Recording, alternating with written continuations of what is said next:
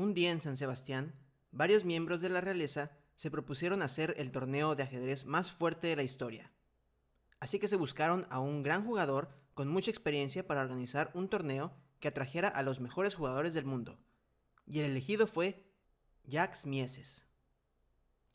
Una de las razones principales por las que este torneo cambió para siempre el ajedrez fueron por las condiciones con las que los organizadores recibieron a los maestros de ajedrez, gracias a las sugerencias de Mieses. Primero que nada, antes de empezar siquiera el torneo, los organizadores pagaron por el viaje de todos los participantes, lo cual era siempre una dificultad para los jugadores, en especial los que tenían que viajar en barco, como el norteamericano Frank Marshall. Pero no solo fue eso, también pagaron por la estadía, para que los participantes no se preocuparan por ese tipo de cosas y pudieran concentrarse totalmente en las partidas. En 1911, esto fue algo novedoso para el ajedrez. Los premios también fueron muy generosos. Mucha gente con dinero y de la realeza comenzaban a respetar más el trabajo de los ajedrecistas y de las obras de arte en forma de partidas de ajedrez que les regalaban al mundo. Querían ver más de ello, y por eso pusieron dinero para apoyar más esta causa. Haciendo un poco de investigación, pude descubrir un aproximado de cuánto dinero en premios daban en algunos torneos internacionales en estos años. Manejaré la conversión en dólares para que no exista confusión. Estos son algunos torneos de los que pude sacar información acerca de los premios. En Cambridge Springs, 1904, los premios fueron para el primer lugar $772, para el segundo $463 y el tercero $232. Los premios para este torneo tenían que ser llamativos, ya que era de los primeros torneos internacionales jugados en Norteamérica, y atrajeron a los mejores jugadores europeos, incluido el campeón mundial Lasker. En Carlsbad, 1907, el primer premio fue de $467, el segundo de $309 y el tercero de $216. Y para Praga en 1908, primer premio $618, segundo $463 y tercero $309. Nada mal para la época, pero hay que tomar en cuenta que los gastos de viaje y hospedaje los pagaban los participantes. Además, eran torneos de más de 15 jugadores, y los premios de consolación eran bajos, casi nunca superiores a $60. Sin embargo, en San Sebastián, no solo les pagaron viaje y hospedaje, sino que también los premios fueron más generosos para todos. Primer lugar, $965. Segundo, $580. Tercero, $386. Y un cuarto lugar de $290. Además, el premio a la partida más brillante sería de $97. Y los jugadores que quedaran por debajo del cuarto lugar recibirían $19 por cada punto que hicieran en el torneo. Una de las notables ausencias fue la del campeón mundial Emanuel Lasker. La razón principal por la que no quiso participar es porque quería aún mejores premios para los competidores. Además de que si perdía, iba a afectar fuertemente su imagen de campeón mundial. Él estaba más interesado en matches por el campeonato del mundo, ya que estos daban más dinero normalmente. En su match por el campeonato mundial contra Steinitz, logró juntar suficientes patrocinadores para una suma de $3,000, de los cuales $2,250 serían para el ganador. Pero ese fue solo un match, y era muy difícil conseguir patrocinadores. A veces tardaban meses en conseguirlos. Pero suficiente sobre los jugadores que no fueron. Veamos quiénes fueron los elegidos para este torneo legendario. Aquí una pequeña introducción a los ajedrecistas participantes. Akiba Rubinstein nació el 12 de diciembre de 1882 en Polonia. Desde 1905 hasta 1910 ha participado en más de 10 torneos internacionales, siempre quedando por lo menos en tercer lugar. Sus mejores victorias fueron Torneo de Carlsbad y Torneo de San Petersburgo en 1909, compartiendo primer lugar con el actual campeón del mundo Emanuel Lasker. Osip Bernstein nació el 20 de septiembre de 1882 en Ucrania. Participó en varios torneos en Alemania y Rusia, teniendo decentes resultados entre 1902 y 1905. Pero su juego evolucionó mucho y sus mejores victorias vinieron en 1906, en el torneo de Estocolmo, compartiendo el primer lugar, y el torneo de Ostende B, también compartiendo primer lugar con Akiva Rubinstein, en donde muchos jugadores fuertes participaron, incluidos muchos de este torneo de San Sebastián. David Janowski nació el 25 de mayo de 1868, en Polonia. El veterano Janowski, de juego muy agresivo, tenía muy buenos resultados en torneos desde 1894, en los que destacan Montecarlo 1901, primer lugar, y Torneo de Hannover 1902, con 1.5 puntos por encima del segundo lugar, nada más y nada menos que Harry Pillsbury. También se destaca que se enfrentó en el Campeonato del Mundo contra Emanuel Lasker en 1909, en el cual perdió 2-8. Frank James Marshall nació el 21 de agosto de 1877, en Nueva York, Estados Unidos. El americano, conocido por su juego muy imaginativo y explosivo, dominaba por completo los torneos en Estados Unidos, pero también tenía participaciones decentes en torneos internacionales. Sus mejores resultados fueron primer lugar en el torneo de Scheveningen, Países Bajos, en 1905, y primer lugar en el torneo de la Federación Alemana en 1906, y primer lugar en Meisterturnier 1908. Sin duda, los organizadores del torneo iban a invitar al torneo a Marshall, por su increíble juego combativo. Tengo que añadir un comentario con respecto a Marshall. Buscando imágenes de Marshall por internet, encontré varias, como esta y esta. Pero lo que se me hace raro es que en Chessbase, cuando ves sus partidas, Chessbase muestra esta foto de Marshall. Justicia para Marshall. Siegbert Tarrasch nació el 5 de marzo de 1862, en Alemania. El doctor de profesión se tomaba muy en serio el ajedrez. Tenía un carácter muy fuerte y lo que más odiaba era perder. Sus mejores actuaciones fueron Torneo de Viena en 1898, primer lugar, empatado con Pillsbury. Primer lugar en Montecarlo 1903 y primer lugar en el fuertísimo Torneo de Ostende 1907. Destaco también su match por el Campeonato del Mundo contra su rival de toda la vida, Emanuel Lasker, en 1908, el cual perdió 5,5 a 10,5. Paul Saladin Leonhardt nació el 13 de noviembre de 1877, en Alemania. Un jugador que normalmente quedaba a mediados de la tabla, quizás debido a su segundo nombre, pero que últimamente había tenido participaciones más buenas que malas. Sus mejores actuaciones: primer lugar en Hilversum, Países Bajos, en 1903, y tercer lugar en el prestigioso torneo de Carlsbad 1907. José Raúl Capablanca nació el 19 de noviembre de 1888, en La Habana, Cuba. Sin duda alguna, el jugador con menos experiencia. Sus únicos torneos habían sido el Campeonato de Cuba en 1902 y un torneo en Nueva York en 1910, ya que se había tomado un tiempo para sus estudios en Estados Unidos, y en 1908 por fin decidió dedicarse exclusivamente al ajedrez. Los organizadores del torneo lo tomaron en cuenta porque era un prodigio quien ya jugaba ajedrez desde los 4 años, y por sus matches contra Corso, que era el campeón de Cuba, en 1901, a quien derrotó 7-6 con tan solo 13 años de edad. Y su match contra Marshall en 1909, a quien derrotó 15-8. Algunos de los participantes no estaban de acuerdo con la participación de Capablanca, porque pensaron que no era suficiente para merecer tal honor. Pero este drama lo explicaré un poco más tarde. Karl Schlechter nació el 2 de marzo de 1874 en Budapest, un jugador con muchísimas participaciones en torneos internacionales, y tenía una pequeña maldición de quedar en muchos cuartos y quintos lugares, normalmente en torneos de más de 20 participantes. Lo cual estaba muy bien, pero parecía como si el podio se le escapara. Sus mejores actuaciones fueron segundo lugar en Ostend, 1907, solo por debajo de Tarrasch, y el International Masters de Praga, en 1908, quedando en primer lugar empatado con Duras.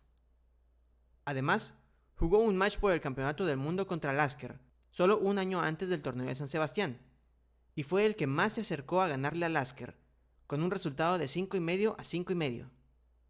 el campeón mantenía el título en caso de empate. Obviamente se ganó a pulso la invitación a este torneo. Oldrich Duras nació el 30 de octubre de 1882 en Bohemia. Duras se ganó su invitación ya que últimamente había tenido muy buenos resultados en los torneos internacionales. Sus mejores actuaciones son primer lugar en Barmen, 1905, y primer lugar compartido con Schlechter en International Masters de Praga, 1908. Milan Vidmar nació el 22 de junio de 1885, en lo que ahora es Eslovenia. Quizás el jugador con el palmarés menos impresionante del torneo, pero aún así consiguió algunos buenos lugares en un par de torneos. Por ejemplo, primer lugar en el torneo de Hapturnier, 1904, empatado con un jugador llamado Newman, y un tercer lugar en el International Masters de Praga en 1908. Richard Tegman nació el 24 de diciembre de 1868 en Berlín, conocido como Richard V, ya que casi en todos los torneos quedaba en quinto lugar, aunque un año antes de este torneo ganó un par de matches contra otros jugadores fuertes, de forma contundente, como Bombardeleven y Mieses, quien era el organizador de este torneo. Aron Nimzovich nació el 7 de noviembre de 1886 en Letonia. Para 1911, Nimzovich no tenía un gran palmarés, pero todos veían un gran potencial en él, y al final estaban en lo correcto, porque se convertiría en uno de los mejores jugadores del mundo en los años 20. Pero sus mejores torneos hasta ese momento eran primer lugar en Almünchen, Múnich, 1906, y tercer lugar en Mesterturnier, 1910. Amos Byrne nació el 31 de diciembre de 1848 en Londres. Siendo el jugador más veterano del torneo, Byrne ya se había ganado su buena reputación, y muchos lo consideraban uno de los mejores jugadores defensivos del mundo. Sus mejores actuaciones fueron segundo lugar en Mesterturnier 1889 y primer lugar en el International Masters de Ámsterdam en 1889, por delante de Lasker. Geza Maroczy nació el 3 de marzo de 1870 en Budapest. Jugador de carácter defensivo, que le dio muchas victorias de torneos, de las que destaco 3. Primer lugar en Montecarlo 1902, por delante de Pillsbury. Primer lugar en Montecarlo 1904. Y segundo lugar en el fuertísimo torneo International Masters de Carlsbad en 1907, solo medio punto por debajo de Rubinstein. Y por último tenemos a Rudolf Spielmann. Nació el 5 de mayo de 1883, en Viena. El autor del clásico libro El arte del sacrificio en el ajedrez no podía quedarse fuera de este torneo. Entre sus logros destaco tercer lugar en Mesterturnier 1908 y tercer lugar en San Petersburgo, el Chigorin Memorial de 1909. En días previos a comenzar el torneo, se dieron dos conversaciones interesantes entre jugadores. La primera fue de Schlechter y Nimzovich, en la que Schlechter le hizo una amigable sugerencia a un inexperimentado joven Nimzovich. ¿Cómo se le ha ocurrido a usted participar en este gran torneo? Hay solamente 4 premios, y además de Tarrasch y Rubinstein, hay otros jugadores muy fuertes. Le recomiendo mejor que participe en el torneo de San Remo. A lo que Nimzovich le contestó: me quedo aquí, maestro Schlechter. Quiero luchar y lucharé con todas mis fuerzas. La segunda fueron los ataques que se dieron a Capablanca por parte de Bernstein y Nimzovich, que alegaban que Capablanca no cumplía con los requisitos impuestos por los organizadores para participar en el torneo, que estipulaban el haber conseguido al menos 2 cuartos puestos en torneos internacionales en los últimos 10 años.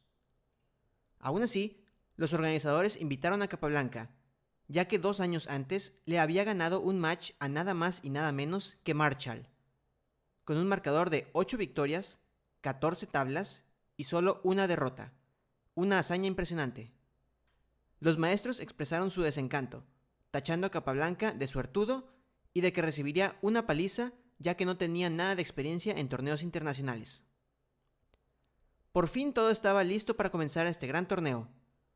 Jugadores contentos con la organización del torneo, drama, rivalidades y un fuerte espíritu de lucha que llenaba a todos los jugadores, Así que sin más preámbulos, veamos lo que pasó en este gran torneo. ¡Que comience el combate!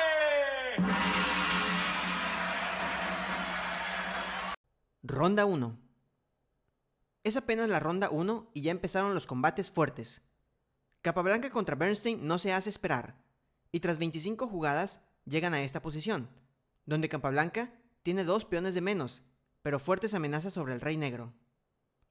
Aquí las negras juegan torre H8, mala jugada. Debieron jugar G5, con posición igualada. G6 no es buena, debido a dama por H6 jaque, y después de unas jugadas, a pesar de capturar una pieza, las negras no aguantan el ataque por la columna abierta. Después de torre H8, Capablanca juega torre E2 y busca quitar a esa dama negra de la gran diagonal, para por fin jugar caballo de F por G7. Y la posición negra se derrumba por completo. Para ver la partida con mayor detalle, pueden verla en mis estudios de Liches. Mi nombre de usuario es acetroc. Ronda 2. Bernstein se recupera rápidamente después de esa primera ronda y le gana a Spielman en la segunda. Se llegó a esta posición y Spielman se confía un poco y juega torre C7, pensando que como las blancas necesitan quitar 2 piezas para aprovechar la descubierta a la dama, no hay ningún apuro por quitarla de inmediato. Pero no se da cuenta que la jugada caballo por C4 sirve aquí, y no puede capturar de vuelta con peón por alfil por C4, clavando a la dama y ganando la partida. Bernstein hace valer el peón de más y gana en unas cuantas jugadas. Ronda número 3. En la partida de Capablanca contra Bern, se llega a esta posición, donde Bern quiere evitar que se abra la columna A, así que juega B4. Pero resulta ser un error, que Capablanca aprovecha al instante. Después de los cambios, alfil por F6. Este alfil normalmente no se cambiaría por el caballo, ya que las blancas preferirían quedarse con la pareja de alfiles, además de que el alfil de G5 dominaba el caballo que estaba clavado. Sin embargo, en este momento existe un golpe táctico, que requiere este cambio de piezas. Y eso fue lo que las negras no tomaron en cuenta. Después de dama E4, con ataque doble sobre el alfil y el peón de H7, Capablanca gana fácilmente la partida. Mientras que en la partida de Nimzovich y Leonhardt, se llegó a esta curiosa posición, donde las negras se les olvida un pequeño detalle, que termina siendo un grave error. Después de dama D4, sigue caballo D5, que encierra a la dama. C3 es inevitable. Apuesto que nunca habían visto a una dama atrapada en el centro del tablero. Ronda número 4. Esta ronda pasa sin pena ni gloria, en cuestión a la calidad de las partidas, pero es un buen momento para fijarse en la tabla de posiciones. Capablanca lidera con medio punto arriba, y Bernstein, a pesar de perder la primera partida, se levantó y está entre los primeros lugares. Una pena para nuestro amigo Saladin, que se encuentra en último lugar junto a Duras y Teichmann. Pero esto es más que nada debido a que ya tuvieron bye en las rondas anteriores, así que cualquiera puede recuperarse. Ronda 5. En la partida entre Capablanca y Janowski, este último tuvo muchas oportunidades de empatar la partida con repeticiones, pero siguió empujando para intentar frenar a Capablanca, y desafortunadamente para él terminó perdiendo la partida.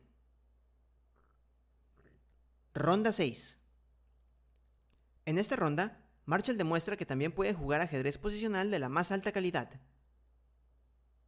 En la jugada 15, Vidmar juega B por C5, fijando la estructura de peones y ahora tendrá que defender una posición con un peón retrasado.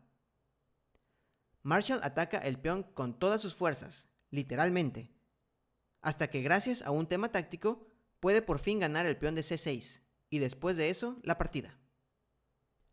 Ronda 7. La siguiente partida es la más endemoniada de todo el torneo. Si quieren ver toda la partida, vayan a mis estudios de Liches, donde la partida está comentada. La sorpresa en esta ronda la da Teichmann, quien vence al veterano Tarrasch con un ataque doble parecido al de Capablanca en la ronda 3. Aunque le cuesta más trabajo capitalizar su ventaja, ya que la partida termina durando 98 jugadas. Ronda número 8. Obviamente veremos la partida más importante de esta ronda, Nimzovich contra Capablanca. Se llegó a esta posición donde las negras están un poco mejor, ya que tienen más espacio. Nimzovich no quiere quedarse sentado haciendo nada, así que sacrifica una pieza por actividad, sin saber si será suficiente o no. Después de un par de jugadas, a Nimzovich le da miedo retirar su alfil a B3, que es la mejor jugada. Prefiere llevarlo a H5, para que pueda defender al rey si éste lo necesita. El problema con esto es que sacrificó una pieza, y ahora se encuentra en modo defensivo, lo cual no parece coherente a los planes iniciales. La tormenta se empieza a tornar en una simple llovizna. Después de un par de jugadas, las blancas pierden un peón, pero logran cambiar damas, ya que el ataque era muy fuerte. Pero siguen con pieza de menos. Las piezas negras empiezan a infiltrarse en la posición blanca, y solo un par de jugadas después se llega a la posición después de alfil F2, que deja a blancas en posición de mate imparable. Capablanca ha vencido a sus dos rivales, y le ha probado a todos su valía, y la razón de por qué fue invitado, además de liderar el torneo por 1,5 puntos. Ronda 9. En esta partida, Bernstein comete un error táctico que le cuesta la calidad.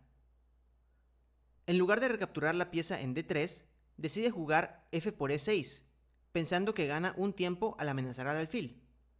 Pero después de alfil E8 y torre por D3, se da cuenta de su error, ya que Tarrasch juega inmediatamente alfil G6, con lo cual se quedará con calidad de más.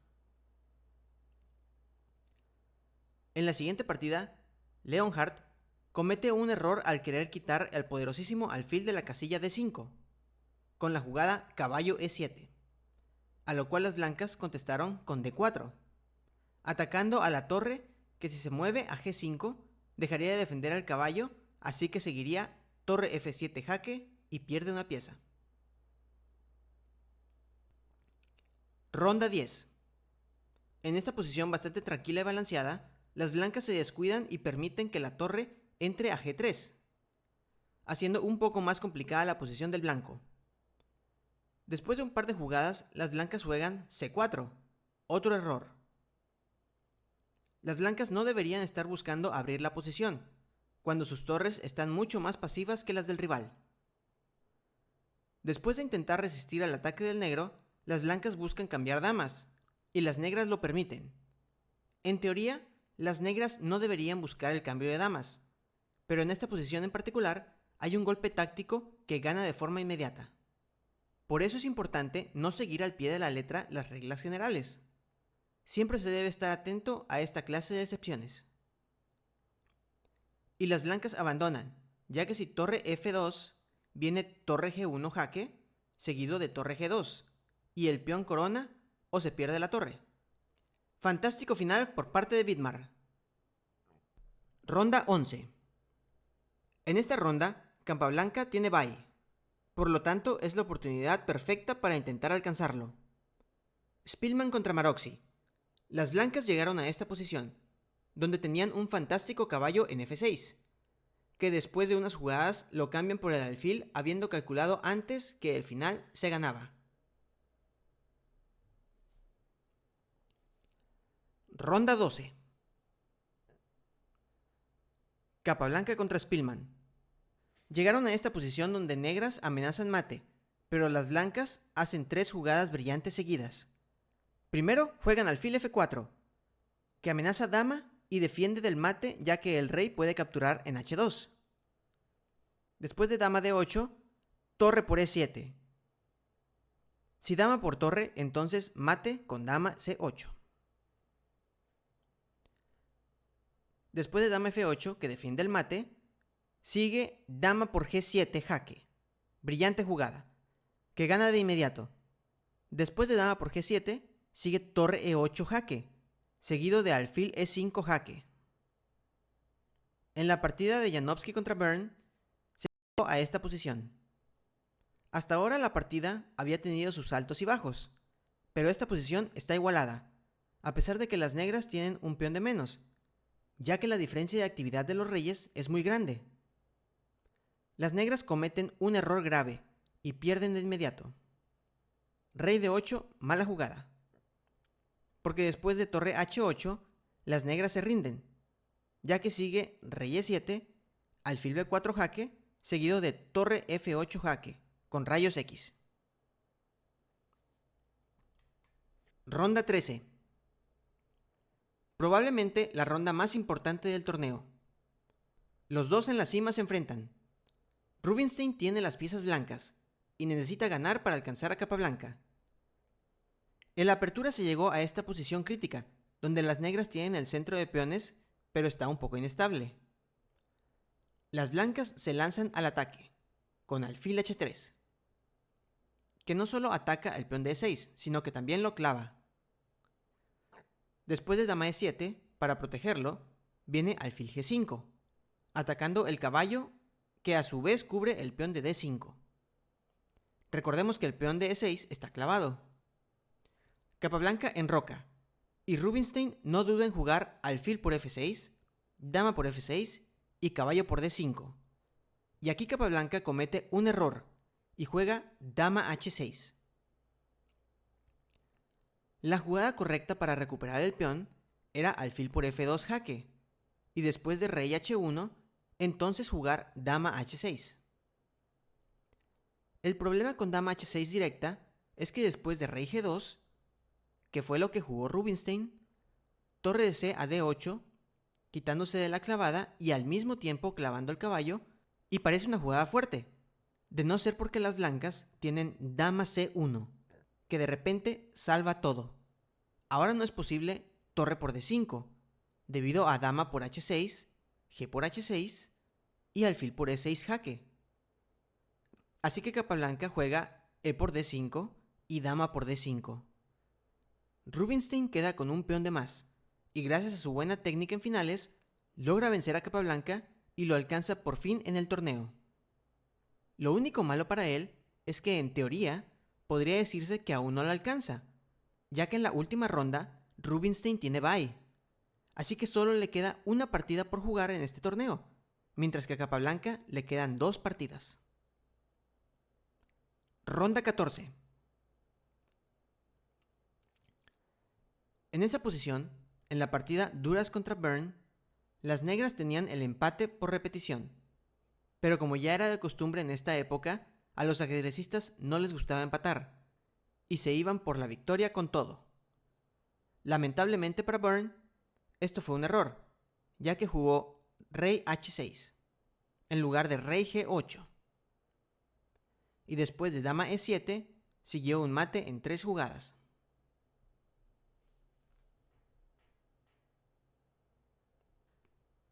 Ronda 15. Ronda 15 y final. Nadie había esperado que Vidmar, uno de los jugadores con menos posibilidades de ganar, se estaría enfrentando a Capablanca en la última ronda por el campeonato. Lamentablemente para él, no pudo sacar ningún tipo de ventaja y terminó empatando la partida, y quedándose con el segundo puesto junto a Rubinstein, mientras que Capablanca termina como el absoluto campeón del Gran Torneo de San Sebastián 1911. La tabla completa del torneo es la siguiente, y estos son los premios que recibieron todos los jugadores. Y además, el premio de belleza se lo lleva Capablanca por su partida contra Bernstein en la ronda 1. Este fue el inicio de Capablanca en torneos internacionales, y se empezaba a ver que sería uno de los mejores ajedrecistas del mundo. Si te gustó el video, dale like y suscríbete. Deja en la caja de comentarios si te gustaría ver más videos de este estilo. Por mi parte es todo, muchas gracias y nos vemos en el siguiente video.